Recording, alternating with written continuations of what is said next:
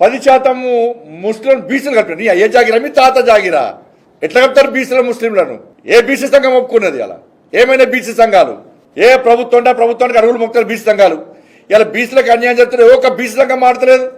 అరే రాజశేఖర రెడ్డి ప్రభుత్వము 4% రిజర్వేషన్లు ఇచ్చి ముస్లింలను బీసీలకు గుర్తిస్తే హైదరాబాద్లో ఘోరమైన అన్యాయం జరిగింది హిందువులకి. అలా 30 మంది జిహెచ్ఎంసీ ఎన్నికల్లో 30 మంది హిందువులైన బీసీలు గెలవాల్సిన స్థానాల్లో ఇలా ముస్లింస్ గెలిచిరు. వాళ్ళ మీరు 10% రిజర్వేషన్లు ఇచ్చి 10% ముస్లిం బీసీలు కలిపితే ఏ గ్రామంలో ఏ వాళ్ళ సర్పంచ్ ఎవరు గెలవడు? ఇలా బీసీలు హిందువులు ఏ సర్పంచ్ గెలవాడు? బీసీలు ఒక్క కౌన్సిలర్ గెలవాడు, ఒక్క కార్పొరేటర్ గెలవాడు, ఒక్క జెడ్పీటీసీ గెలవాడు. రాసిపెట్టుకోండి. అయిపోయి ఓట్లు ఒక్కదికి వేసుకుంటారు వాళ్ళు.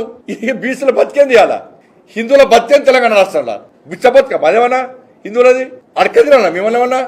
ఎంఐ పార్టీ ఒత్తిడికి తలొక్కియాలా? హిందువుల మనోబలు దెబ్బతీసి ఏందన్న జాతి?